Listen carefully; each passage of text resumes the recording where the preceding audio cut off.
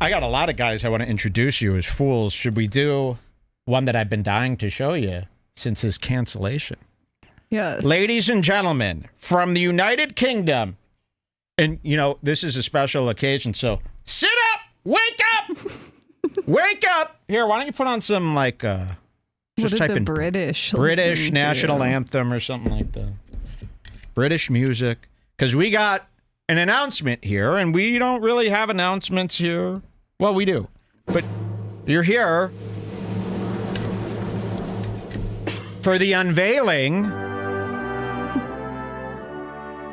of one of Redbar's newest official fools. Bring him down. His name is comedian Jimmy Carr from the UK. Wait till you... Ooh, are you gonna hate him? Jimmy, welcome. Cheers to Jimmy, everybody. To Jimmy Carr and the end of his happy days. Who is Jimmy Carr? Well, we've all been seeing Jimmy Carr on TV since we were like 9. That's how it feels. He's one of the... You ever seen one of those comics that are performing today, but you swear when you were a little kid, they were on TV doing some bull? Jimmy Carr is one of those guys. I don't know how old he is, but to me, it feels like when I was 13, I was seeing him on TV shows and... You know, he was always, to me, a hired road comic from Britain. A novelty act. He's known for his little one-liners and his arrogance, right? His arrogance and all this stuff. And I've never liked his act. Why don't we pull up a video, Jimmy Carr, just to show people. Do you want to see what happened to him on Twitter? Oh, yes, but let's show people what he does first. So, because there's probably a lot of people that don't know him. I find him to be... an HVF, high-value fool. I like how most of my jokes now just consist of me slowly figuring out what the first letter of each word is, putting those together, and then being like, could you believe it? But I can't even do it with long sentences. I'll be like, okay, this guy's a nonsense fool. He's a... NF! What? Yes! So, believe me, I am not thinking that that's anything special. It's just quick thinking. I sent you an old clip of him. Yeah, that's so that fine. We can I just want to show people be will surprised by his current appearance. People will recognize him. Couple things about him. He's from the UK. We are down with UK media here in America. I hope you know that. I don't like Britishy stuff. Never have. So that's strike one. Strike two is he usually rocks a Madonna headset call center microphone that they don't even use in call centers anymore. It's so little. Look at that. Can you see how little that is? That's a thin one. That's Spice Girls thin. That's like the thinnest. It's barely even there. Now, that's a single sperm. Call me a traditionalist. When they don't use a handheld microphone, it seems really awkward. You know, but the headset mic, I'll never get over. You know, that's one of those things where you go, people are wrong about a lot of stuff. They were wrong about the man bun. They were wrong about the mullet. They're wrong about Nickelback, right? No, but people were always right about the headset microphone. In any circumstance. I don't even like seeing this on the NFL field during game day. I hate a headset mic. It's, to me, that represents like a Beavis and Butthead style fast food employee from the 90s, okay? Nobody likes a headset mic. It comes off as arrogant, rude, psychotic. People who use these mics are usually mega church type people. You know, they're wearing these in Righteous Gemstones, who I hope you guys know are mocking the church. Do people know that? Or do they think Righteous Gemstones is celebrating how cool the church is? That's really weird that nobody cares that they're just really trying to mock you into the ground. I know. Shouldn't Michael Knowles be so pissed? Shouldn't you guys be pissed that they're doing it? And they wear headset mics at these mega churches. He wears headset mic. And listen to his shtick. I've never liked this. Again, I could be wrong. Maybe I started seeing him when I was 25. What if he kills right now? Oh, here's the thing about him. He's sharp. No, I'm kidding. He's not sharp. Laughing and joking, 2013. And again, I want to really emphasize that we've all kind of seen this guy, a slow drip our whole lives, right? But we didn't know anyone who was connected to him. He was a lone wolf, right? He was never part of the comedy scene or any group of comedy friends. But we just saw this jackass show up as a hired hand in all sorts of jerk-off material throughout our life, right? Okay, here he is. Are there any in? If there's one, by the way, they tend to stick. It's now deemed impossible to not get huge laughs anytime a man is on stage and it's being filmed. Every fucking... You know how we see all these like YouTubers do comedy specials? You would think they're going to bomb, right? Nobody ever bombs anymore. If you're on a stage... I mean, Alex Cooper, all these nonsense people, they get on stage. They're in front of 60,000 people now at these stadiums. And the people are dying laughing. So there's something going on where the people that are going to live comedy events, they are going to, I mean, you could literally have a guy like just testing the mic and they're going to be dying. They never get quiet. They never get bored. It could be the worst shit ever. And they're going, is it because it's now part of social media now to go to these events and you're part of this, you know that it's going to be filmed, you know it's online, so you get extra excited. There used to be a time where if you weren't really funny on stage, the audience was quiet. Okay. So you've seen him, you hate him, right? He's making you sick. Gervais, him, and the alleged rapist, Russell Brand. Could they all do this stuff with the headset mic. Gervais does a headset mic. He's got a new special coming on Netflix. I can't relate to somebody less than Ricky Gervais. He is not good, nor the king. You know, Josh Denny thinks Ricky Gervais, he got like really mixed up thinking Ricky Gervais is someone. Ricky Gervais in the original Office stinks. So, yeah, they use and Ricky Gervais, wait till you see, oh, he got a new special, he's really going to tell it like it is. Yeah, I'll barely be able to understand what he's even getting at. So, why is Jimmy Carr on screen? Yeah, he's a bad stand-up. Well, Jimmy Carr is doing something that I've seen a lot of people do. I mentioned earlier Pauly Shore is doing this. Pauly Shore just moved to Austin. How sick is that?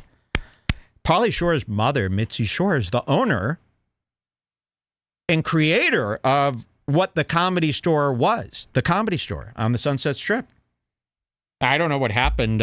She died. I don't know if they sold the club, but I'm sure her dream wasn't to run this comedy club for her whole life and then have her son move to Austin to work at the replica of what she built. You know, does Mitzi Shore want Joe Rogan? Did she assign him to extend her legacy out there? You know, with all that she was involved with all the comedy from the 60s on up, was it her dying wish to have Joe Rogan continue her legacy in Austin, Texas? So to see Pauly Shore move to Austin because he's so desperate, and to see people like this do this type of stuff, this Ron White, oh God. Finally, they're all doing this in my city. Ron White is really strange. Beet red. I might grow my hair out like Ron White. Would you guys allow me to straighten my hair if I did it like Ron White? I think you would look cool. Is it okay to straighten really long silver hair?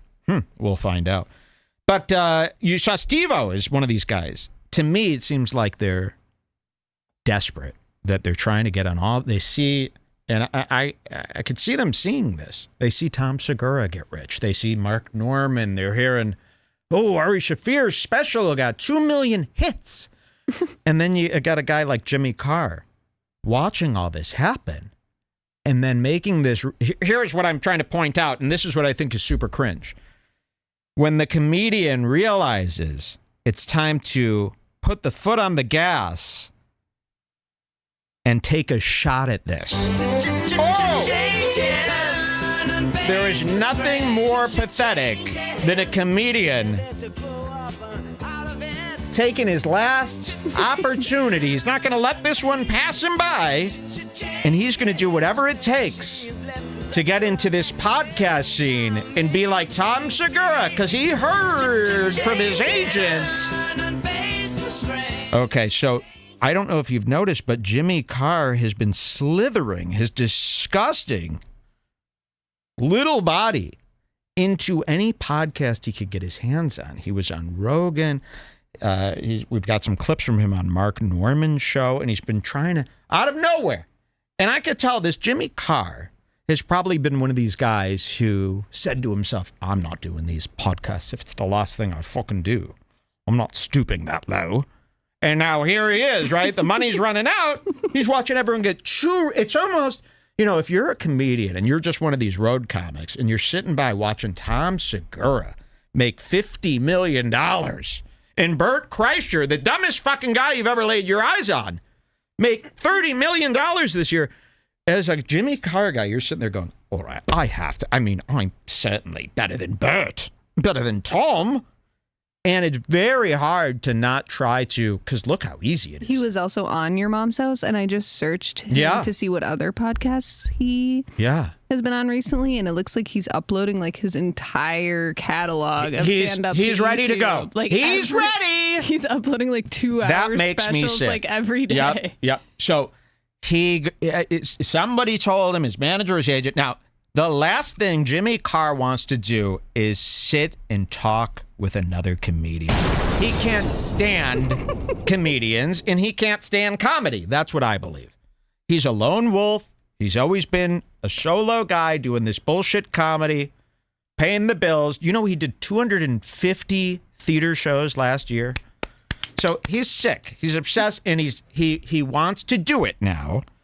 And you saw Sam Talent. You see these guys go, Shane Gillis, if I step on the gas, get on all these podcasts, how hard could it be? Because look at the losers that have millions and millions of fans. And in my mind, they suck. They're worse than me. So Jimmy Carr.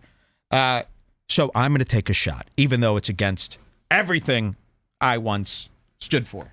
Okay.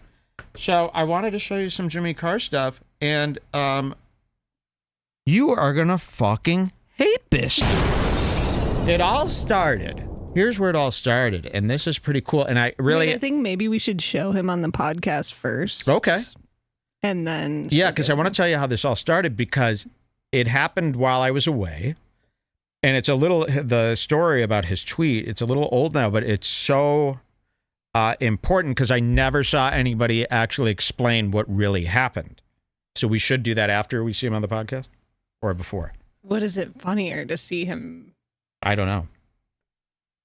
I guess we could do it first. Okay, we could do it first, she says. Okay, so this is what caught Okay, no. No, do it the other way first. Okay, you tell me where to go. What am I clicking on next? The one at the top. Jimmy Carr is trying to slither. Okay. Here he is on, whose show is this? This is We Might Be Drunk. We Might Be Drunk. Oh, God, wait till you see these boys. Mark Normand and Sam Morril. Ooh, do they hate podcasting. Boy, do they hate having to podcast. Trust me. This show is rough. I mean, look at this is the opening shot of their show. Here's Sam Morril. Look at that. Imagine seeing me like this on the show. And here's Mark. Dead tired from doing 60 podcasts a week and stand up at night every single night for no payoff. They've bought these booths that were really cheap, and now they're paying the consequence of them being too thin and too uncomfortable. You ever sat in a bad booth? Every day for me. So they're drinking their death water, and they decided they're going to have Jimmy Carr on. Because Jimmy Carr is doing the rounds. He's on tour. You ever see this where a comedian starts popping up on every podcast available to them? That should make you sick. Here he is on Normand and Sam Morril show. They have no business even talking to each other. Do you think that they got the red booths and then they were like, yeah, and then we'll just get a red table and red curtain? Yes. What do you think they picked first? I think they wanted booths. They got the red booths, and they said, yes, we should get a red table to match. Guys like this think it's called to match. Like, Dave Portnoy is always posting pictures of him wearing, like, a purple cardigan and pale blue jeans, and he'll go, does this match? Well, you better hope it doesn't. The word you're looking for is this a coordinated outfit? Is this coordinated? Does this go together? But not does this match. Guys like this think, oh, you make it match to decorate. There is not one color that matches another on this dang set. They tried to match. And by matching, a guy like this also can't match without being 8 shades off. Even if they try their hardest. They don't know that there's any difference between reds. So to them, this matches this. To me, this looks hideous and clashes with this, making both colors burn them. Burn. Both colors are destroyed now. Beautiful set. Let's take a look.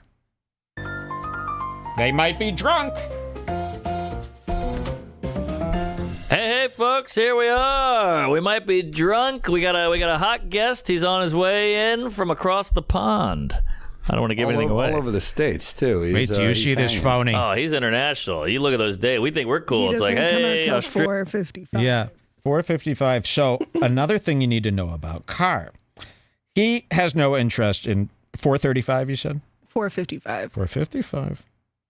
He has no interest in podcasting. He never wanted to do this. He doesn't relate or even know what these people are talking about. He probably looks down upon all of them. But he knows he's got to do this big push. He knows now what the plan is. The agents have talked to him. He thinks he understands how to do this. So he's going on Rogan. He's going on their show. He's going on as many shows as he can. And you're going to catch a few things. He's going to be first. And he's come up with a game plan for each of these shows. To me, game plans are disgusting. But he has a game plan where he goes, compliment them on 3 things. Compliment their latest special and get the name right. Say that you loved and then name this. I mean, they're going out of their way like Tulsi Gabbard to Joe Rogan, like a politician. Make sure you say their name, look them in the eye. These are premeditated manipulations that men think are cheat codes. You can't be doing this stuff. You got to have organic conversations. There's to be no mentally thinking about your next chess move within a conversation. You are robbing the world of something so sacred. So to do it is actually a real evil thing, okay? It's evil, and people don't look at that as evil. That's why I'm fundamentally different than a lot of these people. So you got to understand that it's very, very, you'd have to follow a very long rabbit's hole to figure out what the hell, why I'm being like this. But it's true. And you'll see this Jimmy Carr, he's going to come on here and he's going to practice his little methods that he's pre-planned. It's going to make you sick. Jesus Christ. What the hell was that? Anyway, I'm really thank you, about you. Thank you. Yes. No, it was a fun night. It was cool. It's cool to see your parents happy. Brother and sister didn't come. Did a joke about that. Oh, really? Because they were running the marathon the next day. So I said, my dad writes an email. All 3 of you have a big weekend. I go, fuck you. It's my weekend. Come on. Hey, Here he comes. Jimbo. Join us. And look what he's wearing. How are you, Wait man? till you see what he's wearing. Oh, give him a kiss. Looking sharp. Yeah, well, That's Looking you. gay. come on, we might be drunk. Okay. You know, and he's been belittled. He's been made fun of. He's a shade of white that's concerning. You know, is it a makeup that he wears? Here's another problem. He's dyeing his hair. Which Someone is making in the chat him was talking about how he got hair surgery, which makes sense. Oh, sure. And that makes a man of his age look disgusting. That's what they don't understand. When they dye their hair, like if he just had his natural hair that was graying, he would look he wouldn't look young, but he wouldn't look gross. So they dye their hair like this, and they don't realize this is uncanny. So now you look what's called gross. You're wearing this suit, it's out of date, it's out of style, it washes you out, and he comes trotting in. Did you see what was in his hand? This pissed me off. Watch what's in his hand. Looking sharp. Yeah, well, That's you. I mean, The Starbucks No Thinking Candy Cane Christmas Cup. This shows that a man just truly doesn't give a shit about what's going on in the world. To support a genocidal holiday like Christmas openly? If I went to Starbucks, they tried to give me that cup, I'd splash it in their face and demand a plain cup. Because I won't be caught dead supporting Christmas. Not in this town. So to openly support Christmas in November without thinking, maybe I should get the regular cup. This is a little much. It is a little much. This is a little much. If Starbucks first came out and all their cups were like this, they'd be bankrupt. So don't let them just give you any wacky cup making you look like a walking, talking. Would you drink a polar bear Santa Coke? I'm actually offended by that, too. Any Christmas stuff. I was walking through Target, and they were decorating for Christmas, and they took they've got this section that floats around the middle of the store at Target called the upscale 40-year-old boomer mom's Airbnb decor section. And love that section. I love that section. That's where you find the high-end stuff. They've Christmasized that. You know, Christmas looks like crap. These colors are not in this year. Green and red together. It doesn't work. It looks like Freddy. Look, they have a wall of deceased comedians here. Here's Greg Giraldo. Glad he's gone. Oh, here's the king, Bob Saget. Glad he's gone, of course. And he was not the king. He was not the best when someone dies. I like to make sure people know they were nothing to me. Okay, so here comes Carr. Let's watch his behavior. you come on, we might be drunk. You come dress up. This is huge. Oh, yeah. This is my big break. So already you're completely out of place because these two schlubs that you have no business talking to, these New York rats, you wore a suit and now you're sitting on this little booth here. You look totally out of place. And the whole thing is that Jimmy Carr's trying to be one of the guys now. He's trying to pretend like he gets their humor, even though he's like a 70-year-old man. He's trying to pretend that, oh, yeah, he's one of the, you guys, he's part of the scene. He knows Big J. Oh, he gets Big J. Big J's the king. So he's doing this real desperate thing where he's trying to impress these, and to him, these guys are like 19. To him, these are like the young hip Zoomers that he can't keep up with. So keep that in mind, that he's really trying to impress the comedy community and be one of them and get paid like one of them. Yeah. Doing the pod run lately, I see. Yeah, I did a couple. I mean, they're very fun. Yeah. It's like, Sure.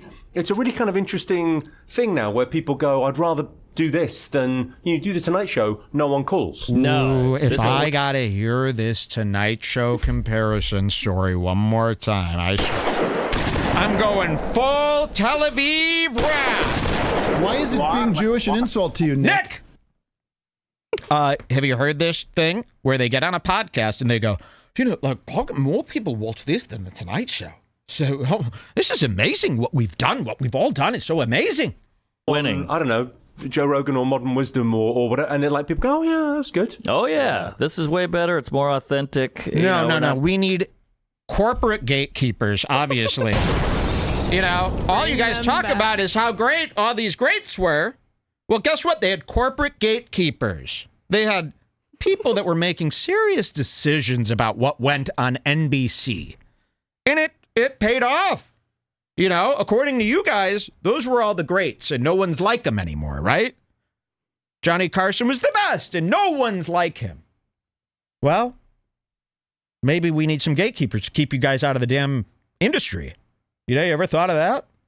Not just going to fake laugh, and you don't have to sit next to You're not going to fake laugh? No, we'll give you a few. Well, I'll go. Oh, I hate Carr. There you go. All right, you got one. It's very nice to see you, boys. You too, man. Oh, is it? Like the job that we do as well. It's Here like come the compliments. I always thought like stand-up comedy is kind of self-assignment.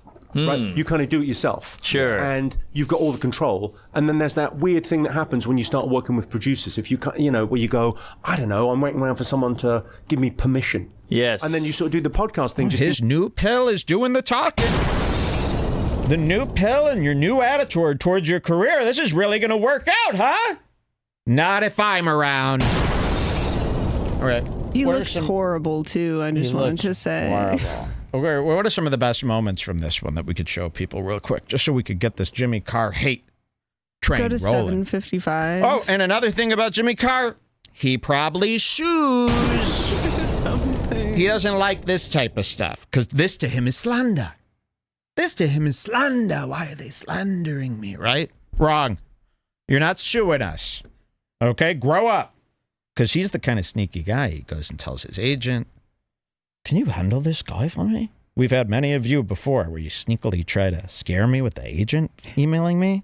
You think that's going to fucking work?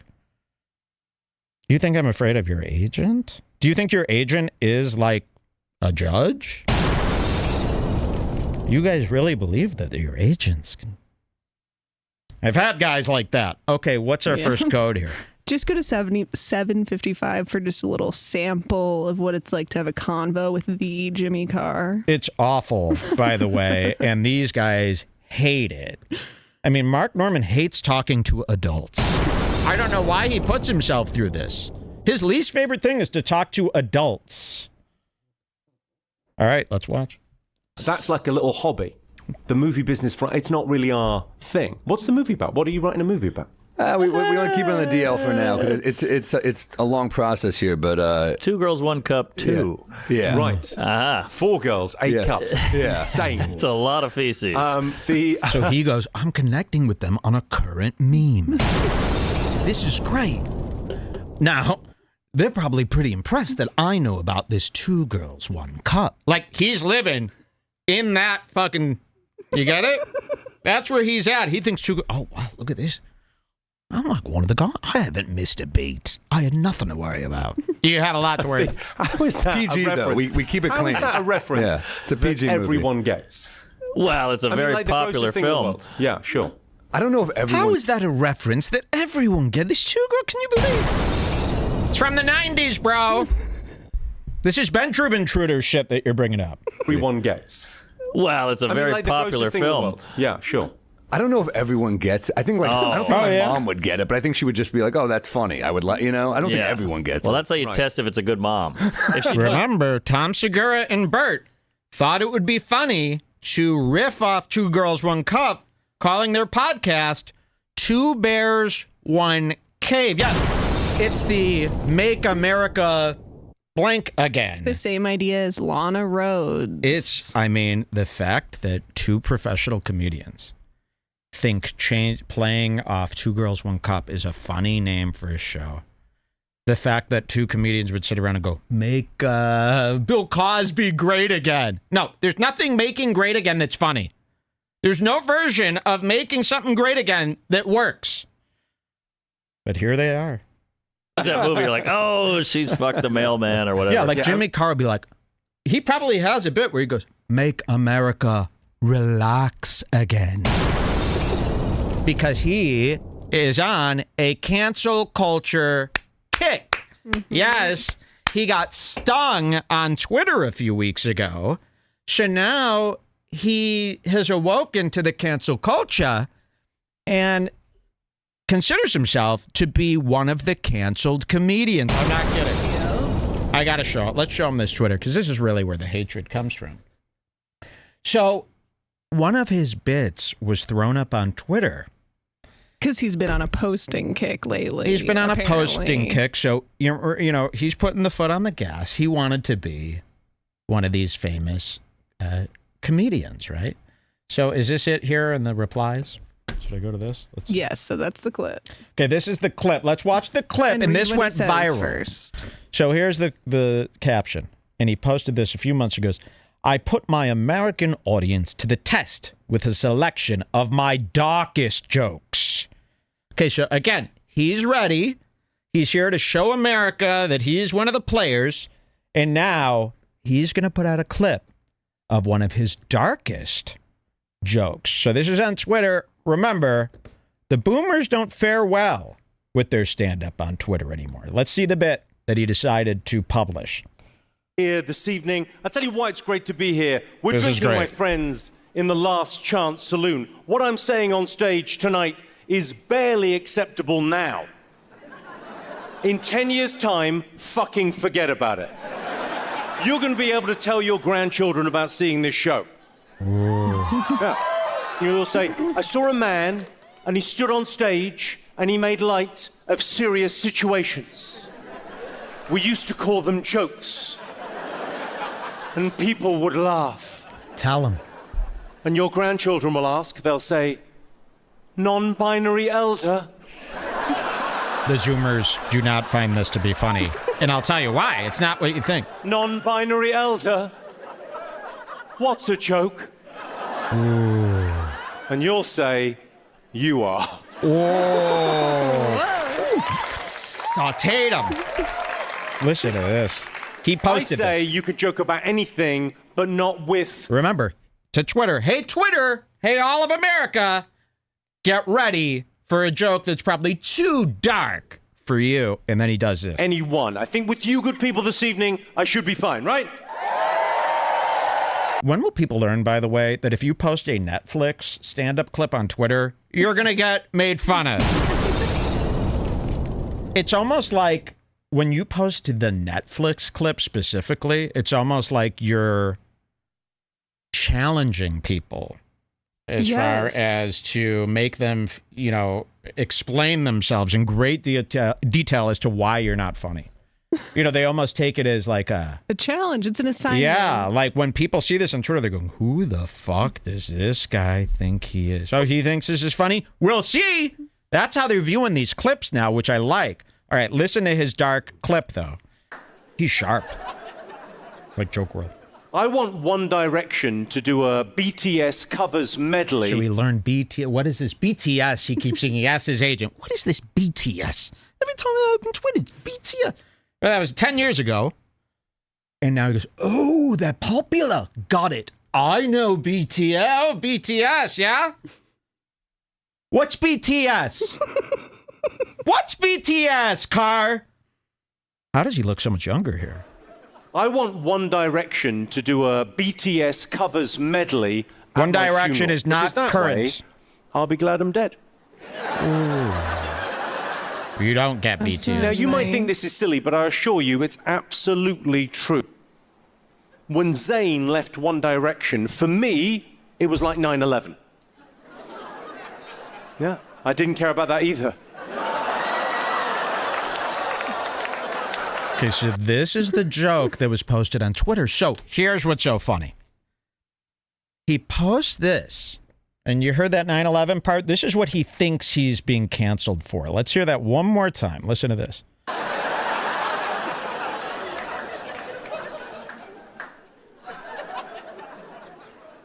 I want One Direction to do a BTS covers medley at my funeral, because that way, I'll be glad I'm dead. Now, you might think this is silly, but I assure you it's absolutely true. When Zayn left One Direction, for me, it was like 9/11. Yeah, I didn't care about that either. Oh, no, he didn't. So he puts this on Twitter, daring the audience to be able to withstand his darkest jokes. What proceeded to happen is a bunch of with it people made fun of him for being a cringe boomer. They were making fun of him in the way that we're making fun of him. Nobody cared about the 9/11 bit, but he saw that he was getting made fun of constantly. In his mind, he's being finally canceled like they all talk about for the 9/11 stuff. Proving his point that audiences just think you're gay. They think you suck. And we saw this in real time. I mean, we were reading all the tweets as they came in, and they were all just making fun of him. And meanwhile, he had people, he was on Rogan talking about his big cancellation and other comics defending him. There was no... Tim Dillon went on Piers Morgan. Can we show that? Do we have that? Tim Dillon here stands up for Jimmy Carr. Let me get this. No, that one too. Here we go. Tim Dillon fell for this as well. So, again, you got to believe me. No one was canceling him for the 9/11 joke. You can just scroll through the replies right now. There's like billions of people making fun of him. Okay, look at this. So let's see the replies. Bunch of GIFs. A lot of GIFs mocking him. Let's see. Holy shit, stand up is so damn cringe. When you confuse lack of laughter because it's bad to lack of laughter because it's edgy. Okay, here's what's so interesting about this. Call me when you can. This is what Denny... See, I'm telling you, because I got a bunch of wokesters that listen to this show. There's nobody more offensive than this Redbar. They don't care about that. Most of this stuff going on, they're not trying to cancel comics for jokes or joking about 9/11. And remember how they say, we're not doing that because of that. We're just doing it because it isn't funny. You didn't believe that. You believed that they secretly just want this out because they were offended. You know, this is what Whitney Cummings is running around believing. You know, this is what Chris D'Elia is running around believing. This is the most boomer understanding of what's actually happening out there. But he was getting made fun of like crazy. Like all of the tweets have like 2,000 likes making fun of him. Like this was on Twitter. Was this bit AI generated? And again, they don't think it's not funny because he dared to joke about 9/11. I mean, we all watched it. It was horrible. He thinks he's ahead of the game with this extremely clever take on society. You know, that's what happens when these guys don't pay attention on the daily. To them, you know, it's like you'll see with Whitney later. They hear about all this stuff that's going on the internet, and then they, without knowing what's actually happening or being there or getting or understanding it, they do their take on the easy solution to wrap this all up. But no, that's your boomer out of it take showing that you haven't been paying attention to any of this at all and you truly don't understand what's happening on the streets of the internet here on Twitter. But just keep scrolling. There's like a million. It's like all of these oh no, people. Jimmy. Oh no. What is you doing? Darkest. Oh brother. There's no edge to any of these jokes. I feel like I passed the test. None were dark or funny. I said 9/11. Did you hear me? I said 9/11. Aren't you shocked? So Zoomers, they don't look, they're laughing at you thinking everyone's going to go, oh, no, he didn't. That's what they're making fun of. You're confusing that as that they're canceling you for offensive jokes. So he's going campaigning all over town, pretending he's been canceled. You're not going to believe this. So that's all that. Wait, well, oh, Tim Dillon. Yeah. This is the funny part. Tim Dillon didn't even realize this. What time do we have I think Tim it's Dillon? The beginning. Right at the beginning. Unsensitive. They're not swearing attacks or protests. We couldn't believe this when we saw Tim doesn't even understand. Have been cancelled. Jimmy Carr decided to run that gauntlet this weekend. Look at this. A selection of his darkest jokes as tested on American audiences. These idiots. They included this one about 9/11. When Zayn left One Direction, for me, it was like 9/11. So Piers Morgan believes this too. I didn't care about that either. Another example of how cancel culture has gone out of... Nope. Go read the comments. They're just making fun of him. Isn't that crazy how they use this? Look at this. Even Piers Morgan. Well, the clip's gone viral for all the wrong reasons. Many people pointing out that Carr simply isn't very funny. That's the only thing. His free speech sentiments, including my next guest, Tim Dillon, who actually is very funny. So let me bring in Tim. Tim, great to have you on the show, first of all. He's not associated with Ben anymore. No. Thank you for having me. So there's two strands to this. This is what he wears to National Piers Morgan. This Piers Morgan. What? And Piers Morgan's doing this thing, too, where he's capitalizing on cancel culture and trying to get all these clicks. He really never has a point, though, or anything really to say. And Tim, why are you wearing this? Why can't he buy a nice shirt? A nice top? He could have worn one of his polos. These hoodies. I'm telling you, these hoodies need to be banned. One is woke killing comedy? which I want to discuss with you. But secondly, the Jimmy Carr scenario where that joke has gone viral and people have been hammering you for it. Where do you sit with that? Well, I think it's funny. I think it's a funny joke. I think that people have forgotten what jokes are. And they're things that are meant to get a reaction from people, to make people laugh involuntarily.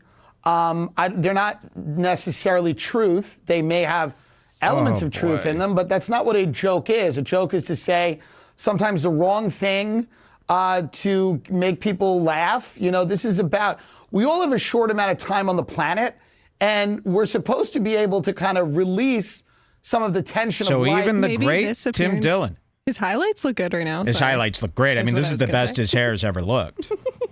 So even the great Tim Dillon couldn't wrap his eyes around what was really happening here. You looked at that as a cancellation, huh? Through humor. So, I mean, Jimmy Carr is a hilarious comedian. It's a funny joke. Not He's true. not running for Senate. You know, if he was running for an elected office and he said that, and people were outraged, I get it. Nobody cared what he said about 9/11. People are outraged. That's crazy. No one's outraged. And I don't think woke is killing comedy. I think woke is just it's drawing kind of a line in the sand, and the people that are refusing to censor themselves and are going out there and just saying what they want to say are having tremendous success. Well, you're one of them. Your friend Joe Rogan's another. So look at that. So Tim Dillon did not get it. I'm telling you, that's the honest to God, the way this story went down. And I didn't see anybody. I saw everybody just blindly parroting the idea that Jimmy was canceled. People were outraged. That never happened. All right, let's show you some of his best moments on this podcast that we had the luxury of seeing. Boy, you're going to love picking on this guy. All right, what's our first code here? We're at 829 right now. You could go to 9:45. 9:45. I used to have to go to bed by 9:45 every night. I'll never forget. I was humiliated. Movies. I read the Tarantino book, Cinema Speculation, over the summer, and I basically stopped watching new movies.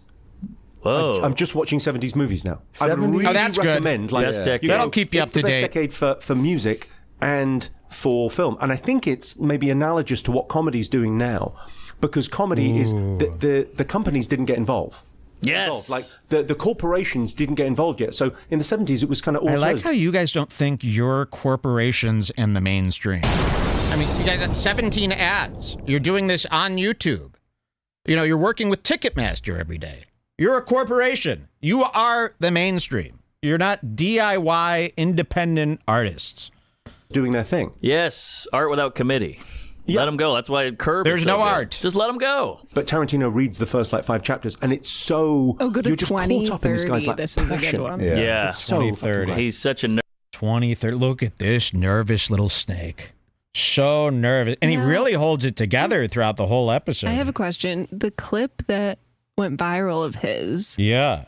I just looked up that special, and it was from 2021. Yes. How does he look so much more insane in such a short period of time? Well, he went through it. He was probably really going nuts when he couldn't sell tickets But I mean, during he looks COVID. awful. He looks like a completely different person. That's what happens to these guys who are used to being on stage every night. That COVID really drove them bonkers. But that special was from 2021. That was even after COVID. Well, and I guess it was the vaccine that's aged him. I don't know what to tell you. I feel like you're skipping over how scary he looks. Oh, no, he looks really, really bad. I mean, this is what Anthony Cumia probably I think looked I like. might even have had a dream about him. He's so scary. Oh, he's his really eyebrows look so bad with his new hair and thin frame. Okay, listen to this. This is what Jimmy wants to do. I talk about this a lot, but that idea of like comedy is going through something very special at the moment. We're so new. This is such a new thing. You don't think it's going to burst? The boom we're in? I don't think it started. Ooh, I hope you're right. I think Chris Rock is John the Baptist. I don't think Jesus is even here yet. Nobody is watching. Chris Rock is a bumbling fool now. He was hit by Smith. Remember? I mean, I'm telling you, it's going to be so great to watch because you're going to see this comedy is going to be like, it's going to be as stale as Cumia playing cards with those 4 pedophiles in the basement. That's how stale comedy's about to become. I think it's like a different way of speaking. So that comedy course thing of like teaching comedy, I think it's going to be I think we should be teaching it in schools. I think we should be teaching stand-up in schools.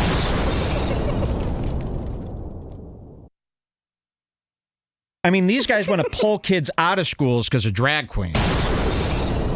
And you want to teach stand-up in school? Far-right comedian Mark Norman. Wow. Far-right comedian Mark Norman, by the way. Every time you leave a comment or say anything about Mark Norman online from now on, call him far-right comedian. Yes. Guys, try this with me. You guys want to play a fun little game for 3 weeks?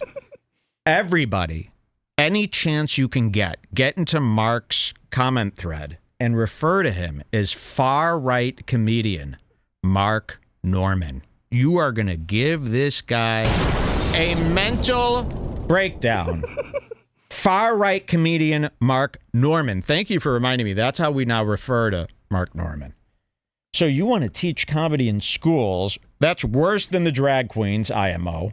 Course thing of like teaching comedy. I think we should be teaching it in schools. Don't give it away, though. You don't want these rubes doing it. That's all we have. Think about what does comedy give like a young person? Like you're trying to find your voice. Right? Sure. That's what you do. Well, that's what the teenage years are about. Point of view. You're trying to find like the idea, like people saying, online, I don't feel comfortable in my own skin as a teenager. You go, yeah, that's what being a teenager is. But isn't that part of their lifestyle? They have to learn that. Yeah, but I'm saying comedy. And I love when a guy starts doing podcasts, and now he's going to reiterate all the takes we've heard on podcasts for the last 10 years because he wasn't paying attention. Talked about this comedy school idea on every other podcast. Every podcast he went on, he's shipping around. He's doing the same routine on each one of these podcasts as if he's visiting the Today Show and doing a press junket here and there. All right, let's go through some of these codes. I know. I'll try. Here, do you just want to? Here, go to 2920. 2920. I like the sound of that. 2920. Or you can start at 2815. 2815. Okay. Here we go. If you have if the punchline's big enough at the end and you've got there's a reason to say it, and audiences are really smart. Like they get what's okay. He's saying something. I'm sick of hearing that. And this is just a silly joke. They get it. I think people kind of when you read when someone gets cancelled or whatever over a joke, you go, this is some nonsense. Yeah. The audience knew what was going on there. Someone gets cancelled. There's no hate in that. This is fine. Yeah, it's like that Bill Burr thing. You're mad about the joke, but they put the joke on the news. They were in a comedy club, knowing it was jokes. Now you took it out. Big difference between telling a joke to a theatre full of people at 9 o'clock. They're showing how stupid you are. That's the only reason they put on the news. Look how stupid this guy was. No one's actually offended at this. They just can't believe how retarded you are. And how do you not know that when you went, let's see if you can even stand to hear what I was Most Americans won't dare to get through this clip. Maybe if you just posted the clip without that caption, it wouldn't have gone so bad. You wanted them to be outraged, and now you're doing a media campaign about how cancel culture is out of control. Evening and shouting it through someone's letterbox at 9 a.m., which is what's going on Jesus. Exactly. You shouted your stand-up into my letterbox, actually. They never understand that they come into the public square and they go, look at my brilliance. And then when when it's not everybody telling them how great it is, there must be probably some conspiracy against me here. 2 or 3 times I got cancelled, and there's been many occasions. Listen to this. He's been cancelled on many occasions. Through someone's letterbox at 9 a.m., which is what's going on Jesus. Exactly. Actually, I think the last 2 or 3 times I got cancelled, and there's been many occasions. You got to get on trigonometry. Written down in the paper and go, gee, who said, I know I said that. Right. That seems a bit much. Well, it's the same as going to a porno theater or a sex show and then showing the sex show on TikTok. You're like, Jesus Christ, but it was supposed to be there. I had a woman write a hit piece on me once, and she quoted one of the bits, the only bit she quoted properly. Well, I'm doing a hit piece on you right now, Sam. Tell him. Mike from Redbar just did a huge hit piece on you. Seems like everything he was saying was pretty spot on. Tell him that. Give Sam a scare this week. I got a lot of guys to give a scare. We should start a little list of who you got to scare this week. Okay, what's our next code here? Keep playing it from here for a second. Okay. I was like, I think it holds up in text. That's a good sign. I'm not. But isn't it weird? There's no comedy doesn't. We don't have books. Oof. Like there isn't a book of your material. No one's done like a. Carlin did it. I think Seinfeld did it too. Yeah. But it was there's a lot of books. I mean, you get to a. Sorry. You get to a level of. He didn't get that. I loved Sarah Silverman's bit on Mein Kampf. Hit me with it. In the last special, she goes, "My struggle That's what it's called. My struggle. Oh, I'm that's struggling. funny. It's like That's a hilarious. new take on Hilarious. that. Right. After how many jokes about Hitler down He's the a years. victim. He's So a he doesn't know Sarah Silverman is hated. That's how out of it he is. Like the brilliant Sarah Silverman, which we all love in this comedy scene that I'm trying to get into right now, right? No, they all hate her. She's Schumer to them. Snowflake. That's hilarious. My gag on Hitler was, not all bad. He did kill Hitler. I mean, I love when these comics tell each other their bits. Okay, should we just skip ahead to the end when they all critique each other's bits? 'Cause Sure, that's but my I favorite want to part. hear his bit one more time. This is his Hitler, as he calls it. not all bad. He did kill Hitler. I mean, you give credit where credit. You got to think about that one. And then he continues, you got to give credit where credit's due. He did kill And Mark himself. just over laughs at everybody and gives such a generous laugh to every single joke because he's hoping maybe one day somebody will laugh at one of his corny bits, and they never do. They just stare at him straight face. That's a really good joke. It's a really good joke. Is it? Is it really good? Or do you guys have writer's mind? Where you think just because you went from point A to point B that it's really good. That's a really strong joke. Is there anything more sickening than seeing comedians talk about how strong their material is? All right, what's our next code here? They do a couple more Hitler jokes if you want. Sure, and let's then we see. could go. Not all bad. That's he my did kill favorite Hitler. part about it. I mean, you give credit where credit is due. That's great. If you'd killed Hitler, you'd never stop talking about it. That's true. It'd be your whole thing. Okay, that's enough. Right. Mark can only fake laugh for so long, old man. Mark's looking at Sam like, oh, hey, get me out of here. Well, what are you laughing at him? You have no business sitting next to this guy, Mark. If you'd killed Hitler, you'd never stop talking about it. That's true. It'd be your whole thing. Right. Dana Gould is a great use of the This Dana guy's Gould great, about huh? Hitler, about what's the Dana how Gould? Look at this. he was married for just a few minutes and then killed himself. Marriage is hard. These are these guys' Hitler jokes, huh?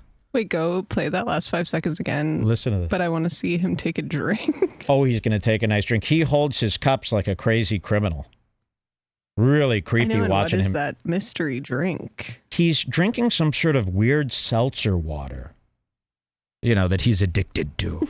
Dana Gould is a great use of the Dana Gould bit about Hitler, about what's the Dana how he was married for just a few minutes and then killed himself. Ooh. We okay with this, boys? We okay with this chat? Hell no, we're not okay with this shit. Look at you, creep. Tell everyone Mike saw how you drank and it's over. This guy won't. He's going to sue. He will think that this was a hit piece on him. This was slander. They all think these guys, they haven't been paying attention, and all of a sudden they hear all this horrible stuff. They can't believe it. They feel like they're actually being physically assaulted. He will try something. Look at this drink. Hitler, Take a drink. He was married for just a few minutes and then killed himself. Marriage is hard. Oh. Keeps his eyes open. You're always supposed to close your eyes. It's like kissing. You don't take a drink with your eyes open unless you're very nervous. Oh, his eye's just a dot? That's not right. Is that how you kiss too, or do you have a lot of problems in that department? His eyes just one line dot. Imagine Like being on a drawn date with in this guy. A cartoon. Yeah, is he married? He said he has kids, so maybe. He has kids. Does he have like a little Vietnamese wife or something? Who's his wife? I want to see who's... Because it doesn't seem like he is able to be very human in the bedroom, if you know. Seems like he might have some struggles with romance. It just looks like a regular British woman. Like, imagine British woman. Really? Interesting. Okay. Arranged marriage. Listen to this. I've got a line in the new show about how A line in the new people show. get more right-wing as they get older. It's a good thing Hitler died when he did. Do you hear this? Listen to this joke. You got to hear it. This is his big joke to me. Right-wing as they get older. Wait. That's Minutes and then killed himself. Marriage is hard. I've got a line in the new show about how people get more right-wing as they get older. It's a good thing Hitler died when he did.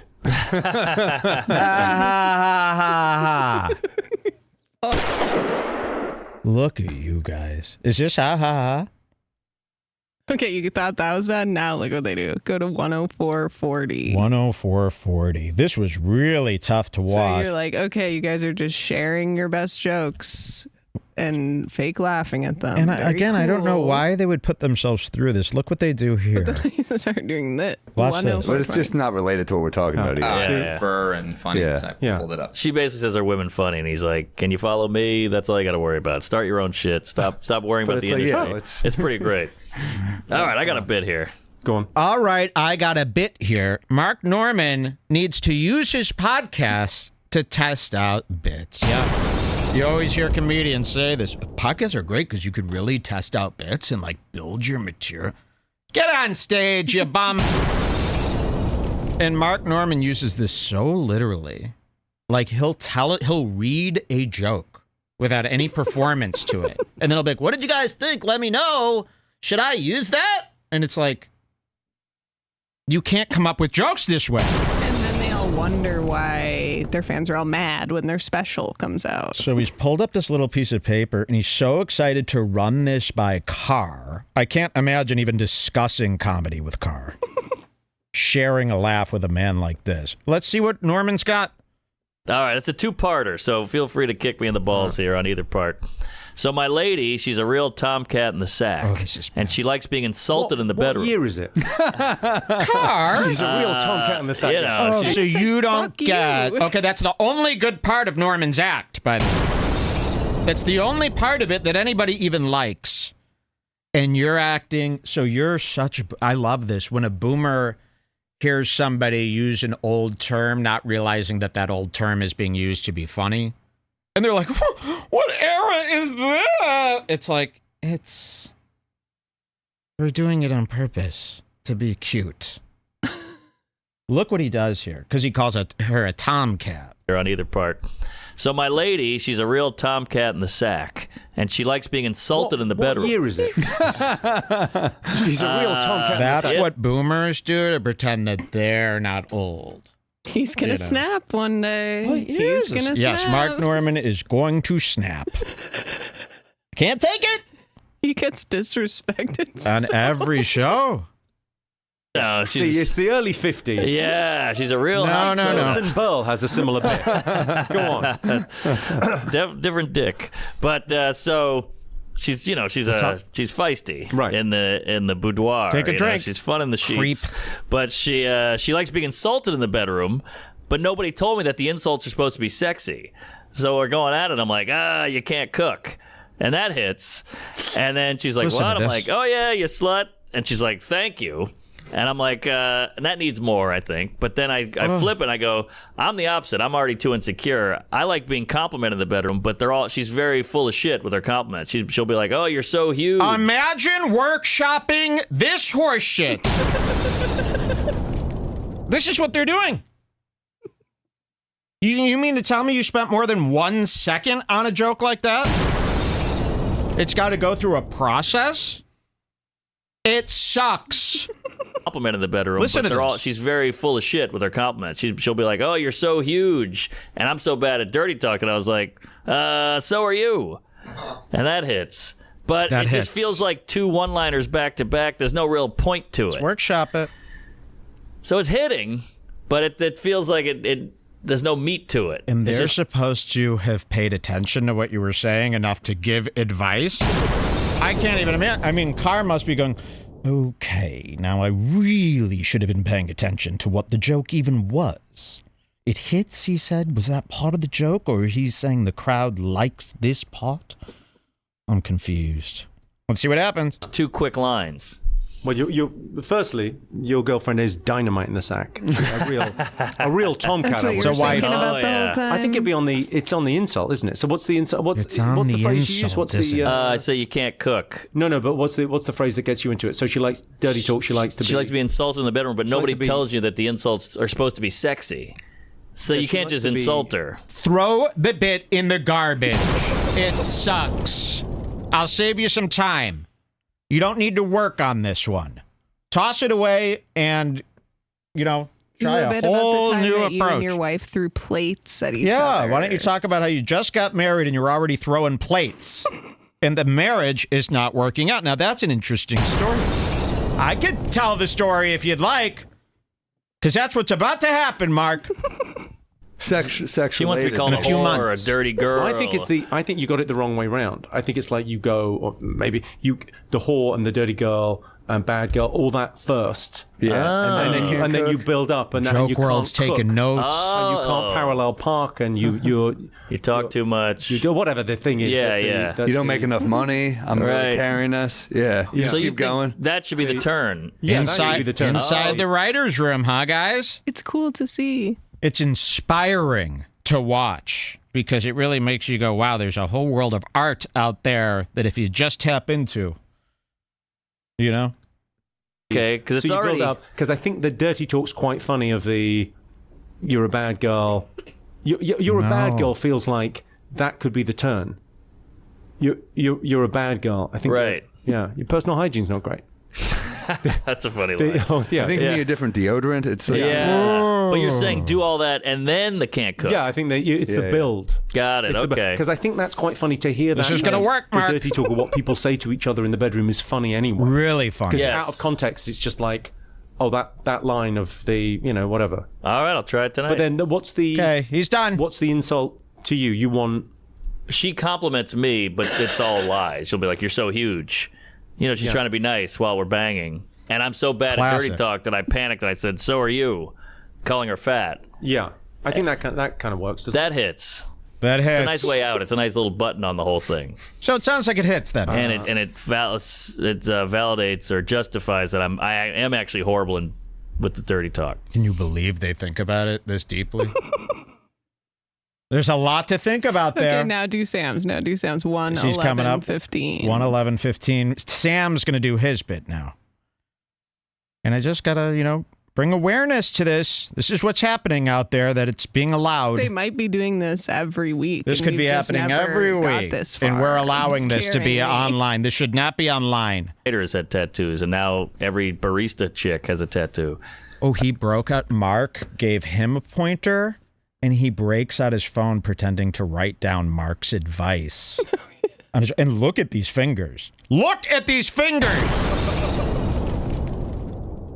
Really? Okay, let's hear this. Sam, it's your turn. Last night I could try. Please. This is a new one. This is a new one. I used to date a girl who had night terrors, which was... this is bad. I mean, it's terrible. You get woken up with just... here's the first angle I had. You get woken up by just shrieking, So, and it sucks because you have to be like, oh man, this... I'm so sorry this happened to you, And she's like, it's really unhealthy to wake up that way. I'm like, I know, I'm also waking up that way. Right. So that was the first thing. Oh, that was his joke. Did you hear that?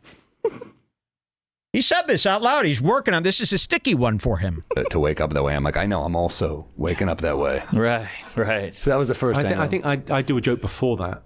Yeah. No. So the gag would be, I used to date a girl. Write this down. That had night terrors. Write this down. She would wake up screaming. I guess she wasn't expecting to see me there. It was like you can kind of have that as a throwaway before you get to funny. We all moaned.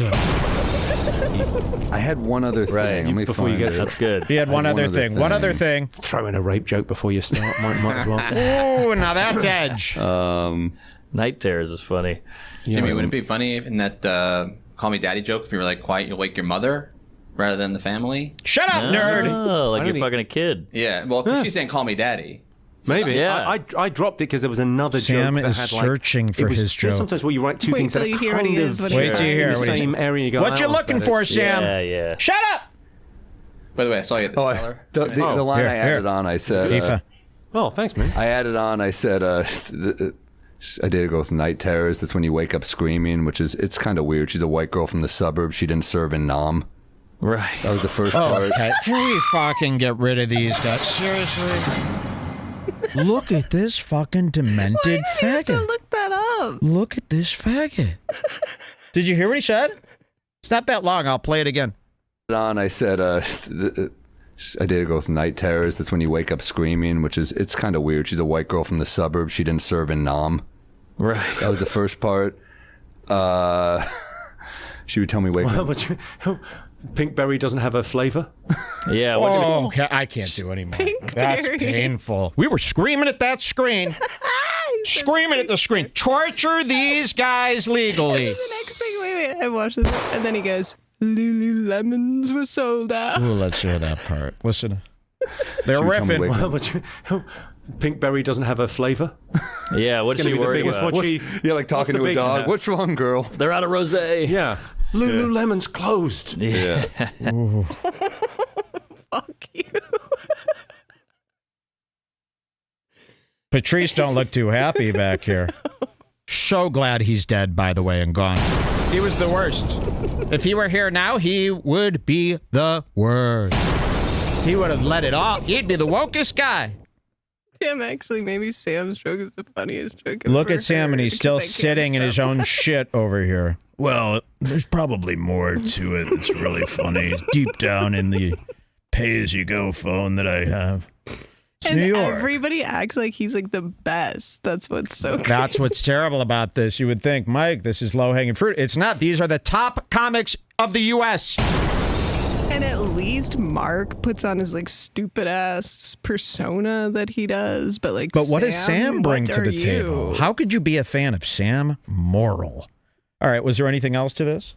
Go to 117.55. I can't remember what happens here. 117.55. Let's see what we got.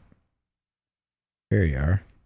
I got this guy. He's the laziest guy I know, but he's like, man, he's like, oh, you're writing a movie, huh? I've been working on this movie for 18 years. And I'm like, no, you started to write a title 18 years ago. You never touched it again, and now you get to say you worked on it for 18 years. How do you know? You didn't work on it for 18 years. You worked on it for 6 minutes and never again, but that was 18 years ago. Oh, yeah, it was. That's not working on something for 18 years.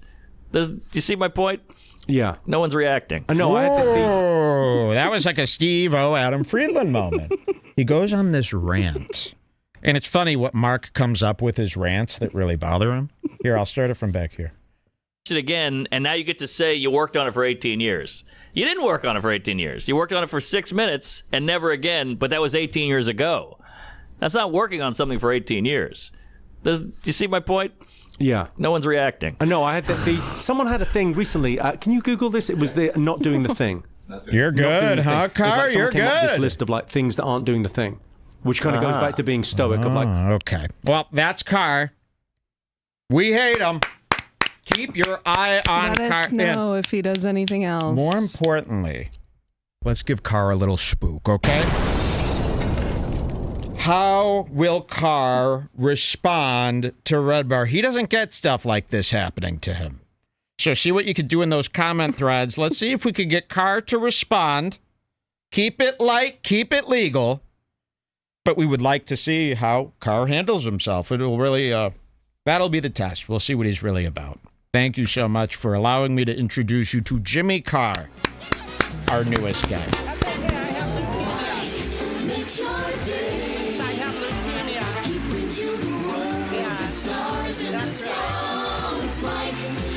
He does what you like to and takes you along.